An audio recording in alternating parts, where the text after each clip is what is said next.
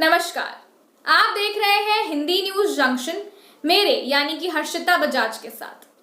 सितंबर 1961 में काला पानी विवाद उठने से लगभग 7 साल पहले 29 अप्रैल 1954 को शिप्ला लिपुलेख दर्रे के रास्ते भारत चीन के बीच व्यापार समझौता हो चुका था।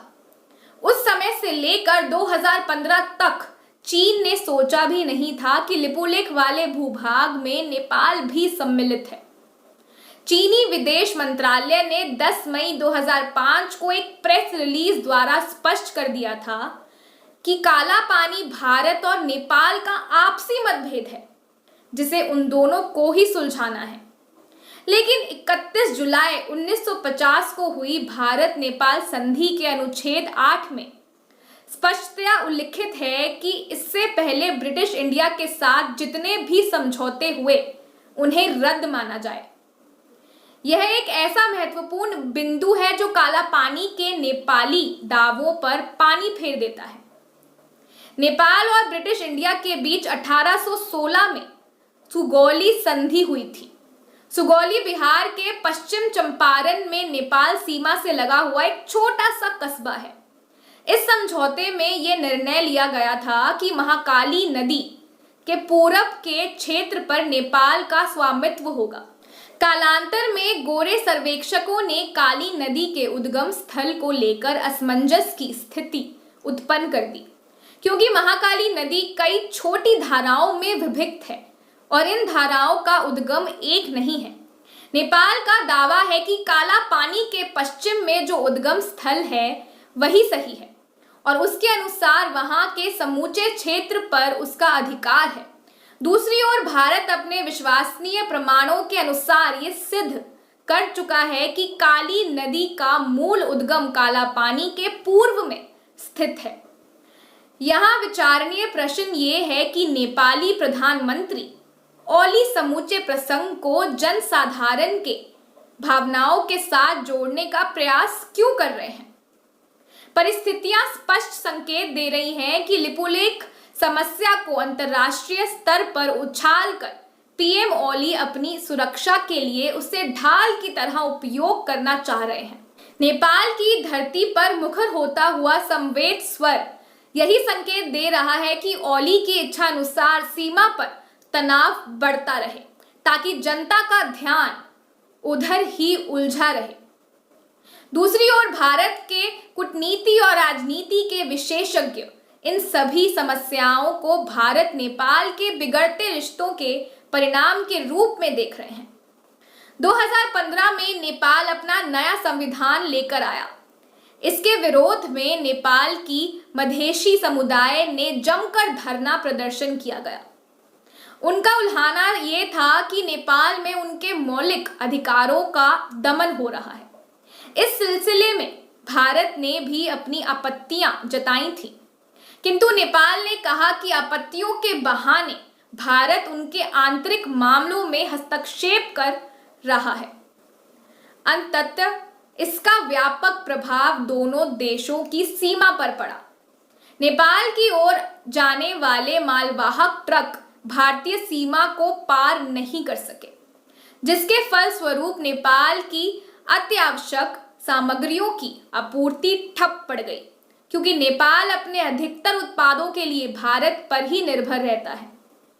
ऐसे में वहां दैनिक उपयोग की वस्तुओं का अकाल दिखाई देने लग गया। इस पर नेपाल ने ऐसी प्रतिक्रिया जताई कि भारत ने जानबूझकर सीमा पर नाकेबंदी कर दी है, जिससे नेपाल को भारत पर उसकी निर्भरता का आभास कराया जा सके। परंतु अपनी प्रतिक्रिया में भारत की ओर से ये तर्क दिया गया था कि सीम पार नेपालियों की ओर से हो रहे उग्र प्रदर्शन के चलते सामान की आवाजाही प्रभावित हुई है। यहाँ ये जान लेना भी आवश्यक है कि नेपाल भारत पर कितना निर्भर है। भारत से पेट्रोलियम उत्पाद, चावल और दवाइयों का आयात तथा विदेशी निवेश में भारत की 30% से ज्यादा भागीदारी है। भारत की बैंकिंग, बीमा, शिक्षा, पर्यटन से जुड़ी 150 कंपनियां नेपाल में सक्रिय हैं। इनके अतिरिक्त लगभग 20 से 25 लाख नेपाली नागरिक भारत में रहकर अपना जीविकोपार्जन करते हैं। केपी ओली को वैसे भी चीन के लिए झुकाव रखने वाला पीएम माना जाता है। पीएम पद संभालते ही ओली ने कहा था कि जहां वह चीन के साथ नेपाल के संबंधों को और गहरा करना चाहते हैं, तो वहीं भारत के साथ होने वाले समझौते में अधिक से अधिक लाभ लेने का प्रयास करेंगे। केपी शर्मा ओली के कार्यकाल में चीन के प्रति झुकाव बढ़ा है।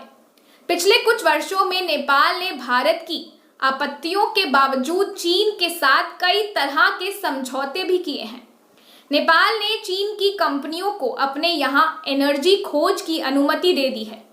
नेपाल अब इंटरनेट सेवाओं के लिए भी भारत पर निर्भर नहीं रहा, क्योंकि उसे चीन की मदद मिलने लगी है।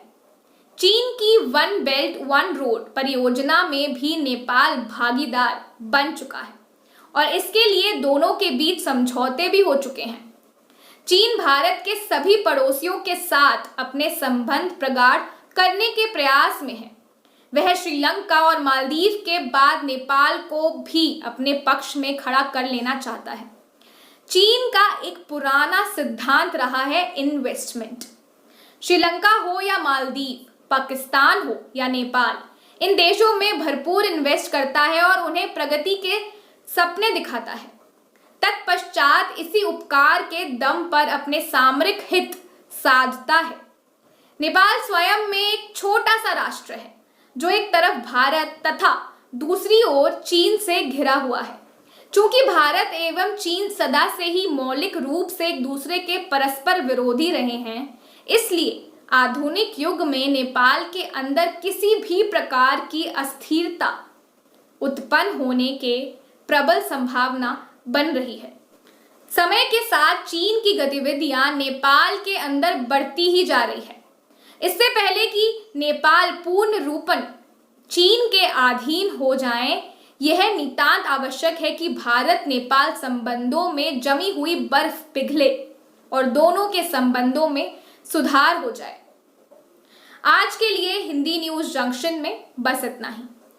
अगर आपको हमारी ये वीडियो अच्छी लगी हो तो इसे लाइक करें और हमारे चैनल को सब्सक्राइब करें।